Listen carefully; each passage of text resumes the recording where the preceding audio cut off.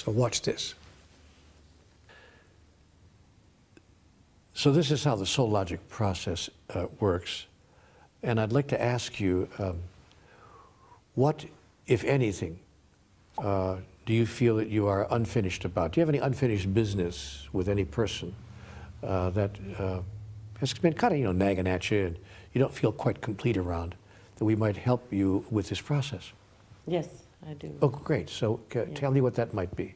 This is a woman who's been in my life for a long time, and I feel very impatient and frustrated with her because she's being a victim in her life.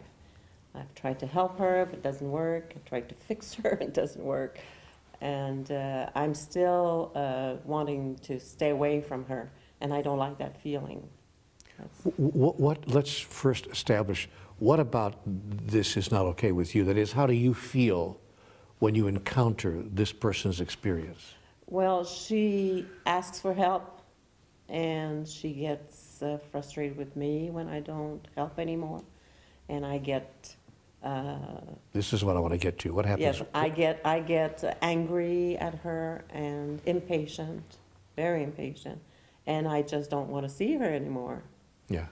Okay. And, so, do you feel good about yourself, or? No, I feel very bad about myself when I feel like that. I got it. This is not who I am. Okay, I got it. Well, that's fair. So we got some unfinished business here to deal with around this person. Yes. Now, I want to ask you a series of questions, if I may, and answer the questions, as forthrightly and honestly. Obviously, don't lie. I always have to say that to people, and then they always wonder, what do you think I lie? Lie all the time. But anyway, here are the questions. I'm going to ask you a series of 6 or 7 questions, and we'll go from there and see where it takes us. Fair? Fair. Okay. First question: do you believe in God? Is there such a thing as God in your imagining? Yes, I do. Okay, great. Question number 2: do you think there is such a thing as the human soul? Yes, yes. Ah, great, good. So question number 3: what do you understand or experience to be the relationship between the human soul, your soul, and what you call God?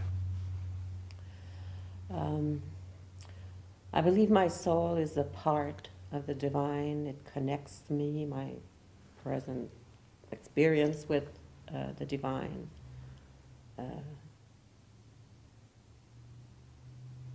I think it's a huge, huge thing that I just might be sharing with a lot of people. It's my feeling about it, that when I connect with some people, we might be sharing that huge soul. Well, then let me ask you this. Is it too much of a stretch? I don't want to put words into your mouth. Is it too much of a stretch to say that you and God are one? I'm part of it. I don't... It's a yes and not quite one, as I'm the same, but I am certainly, all of me is part of God. I don't think God is the whole of me. I am the whole of God. Okay. So all of you is a part of God, so that there's nothing that with regard to you that is not part of God. Yes. So you are that which is divine. Yes. Is that fair? Yes. Okay, great, thank you. That's your understanding? Yes. All right. And so now another question. Do you think that there's anything that can happen in the experience of the divine, of God, that God does not want to have happen? No. Great, okay. So one more question, please. Do you think that there's anything that can happen in the experience of your soul that your soul does not want to have happen? No. No, you're pretty sure, sure about that. Yes, I am. All right, then the next question. Why then would your soul seek to bring this experience repeatedly to you of this person who asks for your help and then doesn't take it? Yeah.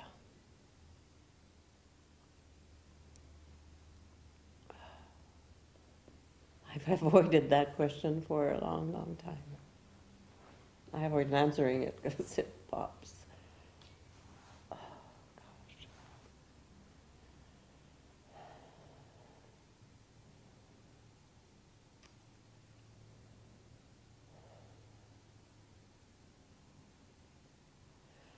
The answer I'm getting, and it feels too superficial. It's about learning patience and compassion, but that doesn't feel like it's my soul's response to this. It feels like it's just like, oh, let's practice compassion. And it doesn't. It feels more like a practice than a being that. It's interesting, though, that sometimes the soul's simplicity, the simple message of the soul, sometimes the simple agenda of the soul is almost too simple and, in a sense, too easy or too good to believe.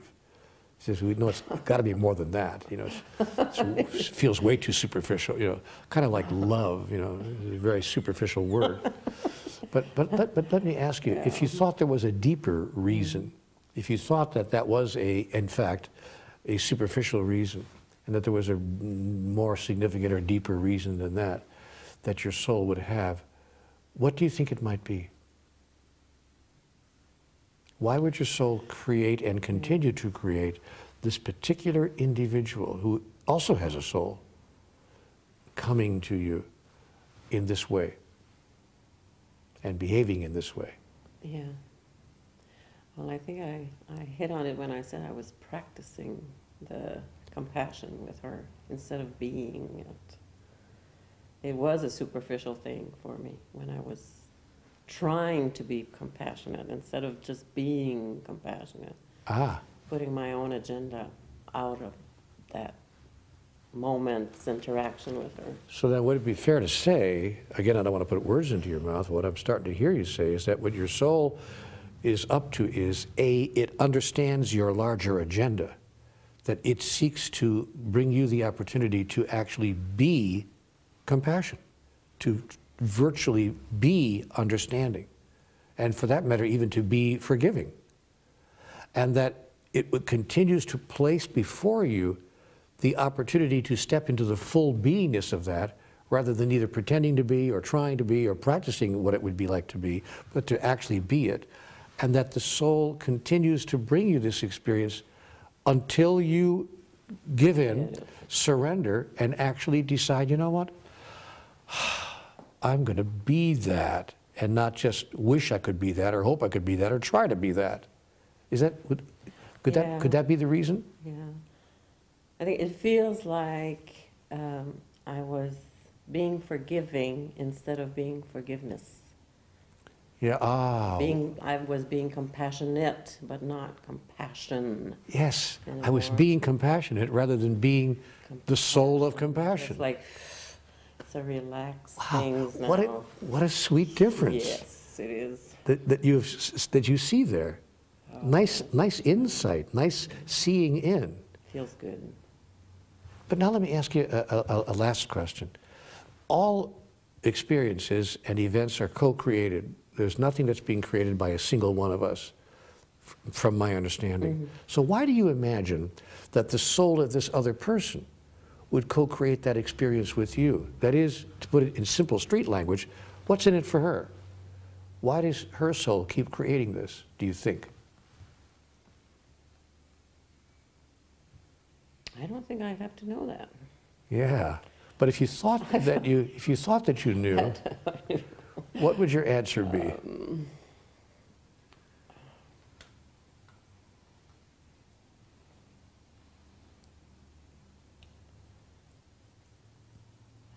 you mean outside of just being a part of this creating compassion in the world?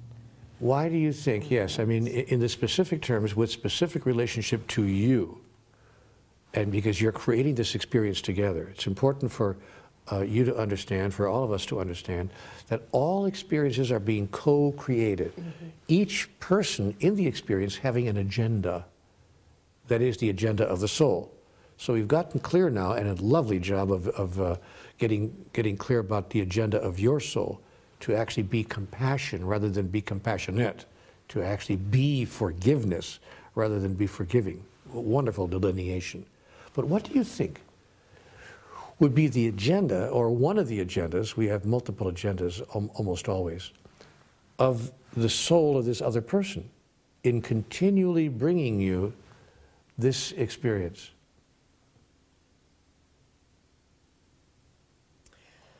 It's a very loving thing for her to do, to suffer so much for me. What an insight. That's the insight I hoped you would reach, because I saw it immediately. What an insight. Her soul is aware of your soul's agenda to experience yourself as compassion, as forgiveness. And she will continue to bring you that opportunity, because your souls at the level of metaphysics have gotten together on this. Therefore, judge not by appearances, but look beneath the appearance, because the appearance, the surface appearance, could look as if she's your antagonist in a way. Yes. Yeah. But the beneath the surface appearance makes it quite clear that she's your benefactor, that you couldn't have the experience for which your soul yearns without her being willing to play the role that she's playing, which is not easy, not an easy role for her to play. Therefore, we can even be grateful for her. Have to be, really. There's no choice when I realized that. And I felt abused by her victimhood. Yeah. And it's so... And see, now we're clear what Conversations with God says. There are no victims and no villains. There are no victims and no villains. There's only the mutual agenda of the souls, mutually held and mutually experienced. That's all there is. So now when she comes to you, you can greet her with joy and thankfulness and gratitude, even though she will continue to stand in the profile that used to antagonize you. And now you can look across the room and go, ah, I see who you really are. I get what you're doing here. Whoa, I get it. I see the whole thing. How does that feel? It feels wonderful. It feels like a weight's off. And that's what happens. That's what happens when we embrace the logic of the soul. Soul logic. Lovely. Thank you. You're welcome. Thank you very much. You're welcome. What a gift.